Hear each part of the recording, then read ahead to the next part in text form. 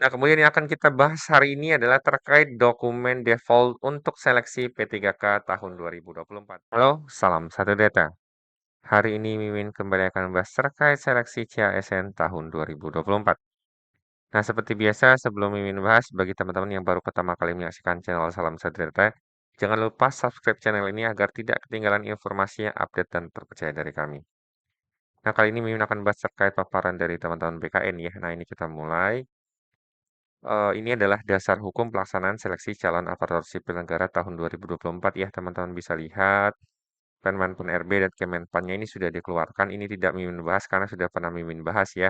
Jadi ini menyesuaikan masing-masing JF ya, jabatan fungsional. Misalnya untuk guru, kemudian teman-teman nakes ya. Ini ada khusus tersendiri ya. Sama dari teman-teman teknis juga ada. Nah, kemudian ini adalah jenis pengadaan aparatur sipil negara yang ini sudah ya. Kemudian saat ini untuk administrasi sudah ini selesai ya semalam untuk PNS, untuk CPNS ini sudah proses.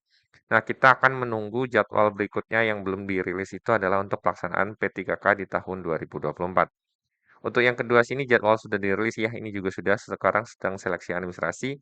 Kita hanya tinggal menunggu P3K. Nah, kemudian yang akan kita bahas hari ini adalah terkait dokumen default untuk seleksi P3K tahun 2024. Nah, sebelum pengumumannya dirilis, berikut ini adalah syarat-syarat yang sudah harus teman-teman persiapkan dari saat ini ya, biar nanti teman-teman itu tidak kerepotan atau ada berkas yang tertinggal ya. Jadi yang pertama ini adalah persyaratan dokumen. Yang pertama ini umum ya, teman-teman sama seperti CPNS tidak banyak perubahan. Yang pertama itu adalah teman-teman menyiapkan pas foto ya. Pas foto formal terbaru berlatar belakang merah. Nah, ini ada keterangannya adalah untuk teman-teman P3K, ini berlatar belakang berwarna merah. Kemudian yang kedua adalah kartu identitas atau kartu tanda penduduk di sini ya. Kartu tanda penduduk atau surat keterangan dari Dukcapil atau bukti identitas kependudukan lainnya yang dipersyaratkan oleh instansi. Kemudian poin ketiga yang harus teman-teman siapkan itu adalah ijazah. Ini jelas ya.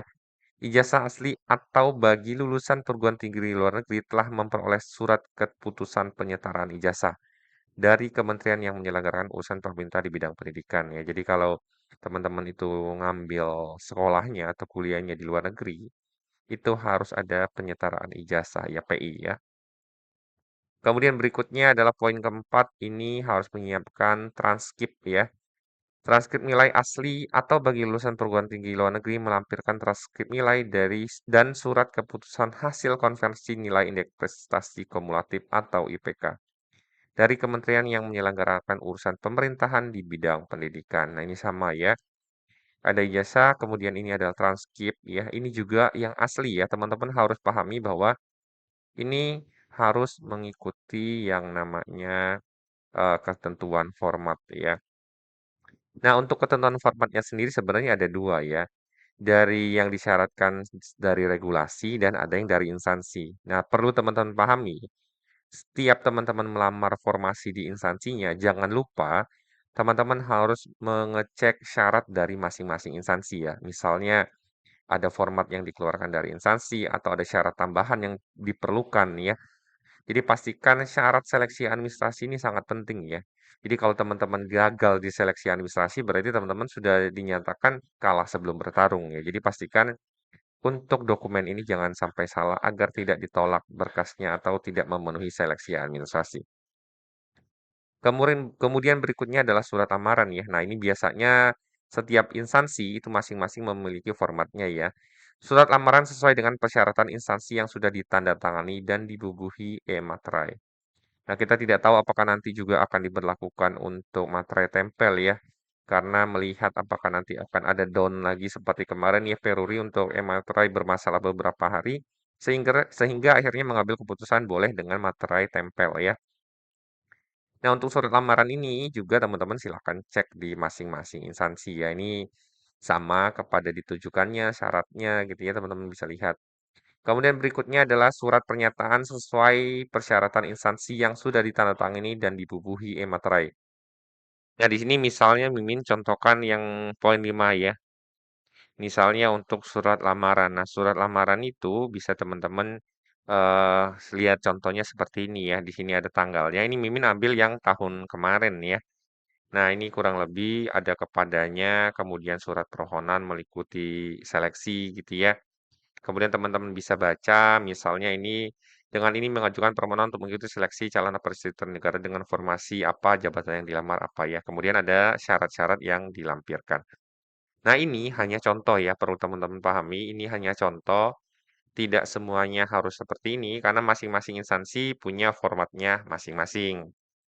Kemudian untuk poin yang keenam, surat pernyataan tadi ya, Mimin belum sempat contohkan.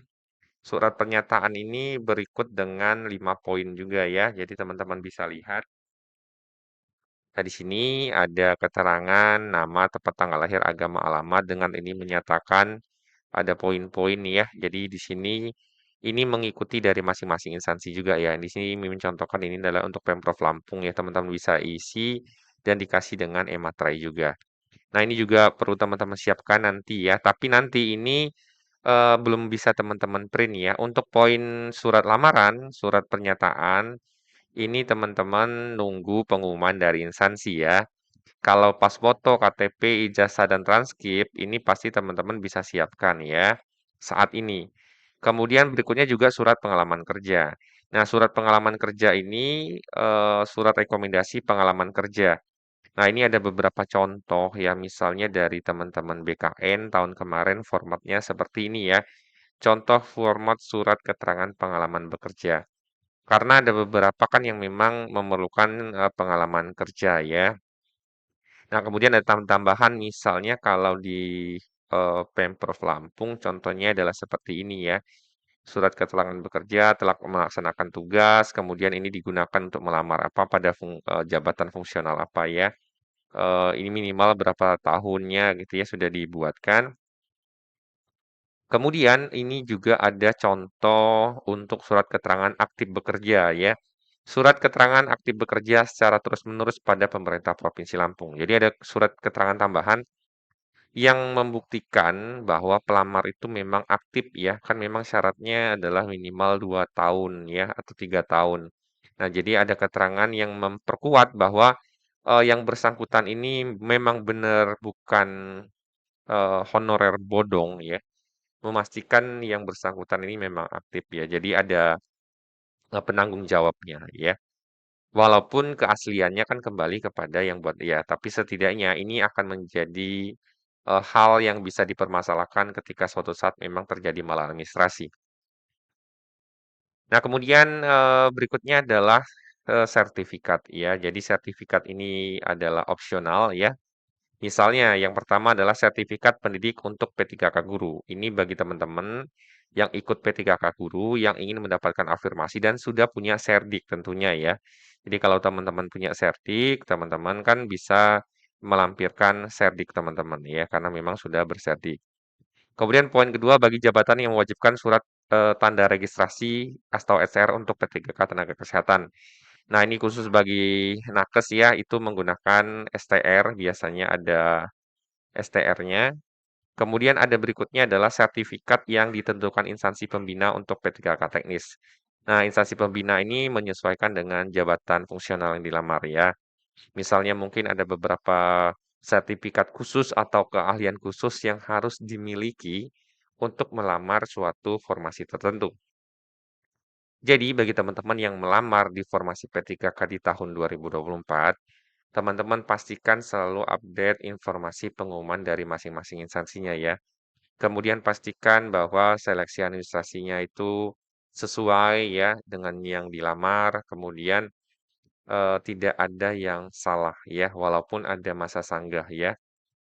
Nah, berikut ini adalah informasi yang dapat Mimin sampaikan.